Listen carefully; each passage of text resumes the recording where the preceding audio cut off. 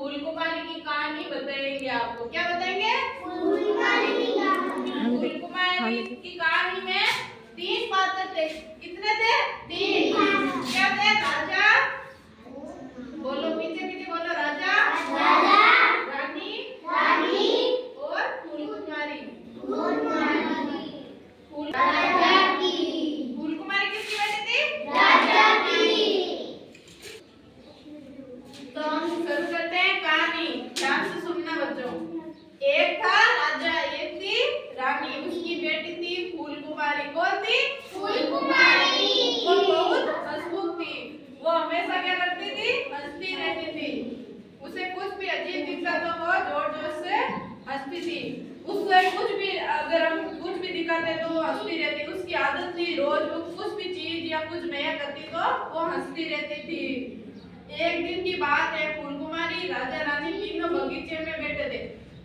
कौन कौन बगीचे में बैठे थे? फूल कुमारी, राजा, रानी तीनों बगीचे में बैठे थे। उस समय जोरों से फूल कुमारी को हंसी आने लगी।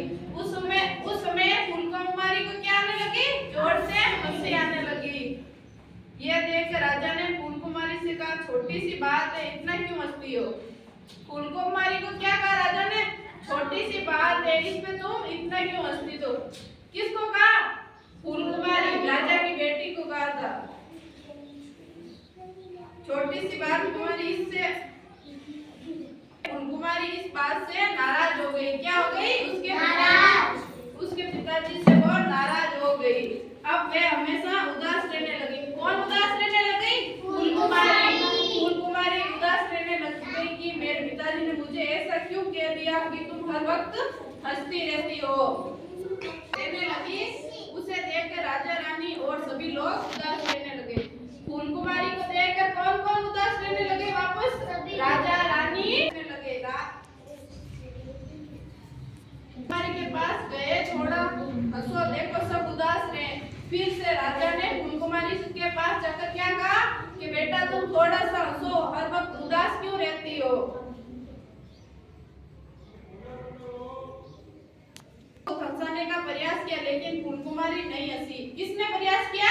राजा ने फूल कुमारी को हंसाने का प्रयास किया। राजा ने ये घोषणा की कि लेखाने की कोशिश की लेकिन फिर भी फूल कुमारी नहीं हंसी। तो राजा ने क्या घोषणा की? राजा ने घोषणा की कि कोई भी फूल कुमारी को हंसा देगा उसे बहुत सारा इनाम दिया जाएगा। किसने कहा? राजा ने कहा सब लोगों को कि आप में सभा में जो भी बैठे हैं उनमें से कोई भी फूल कुमारी को हंसाएगा तो उनको इनाम दिया जाएगा। क्या दिया जाएगा?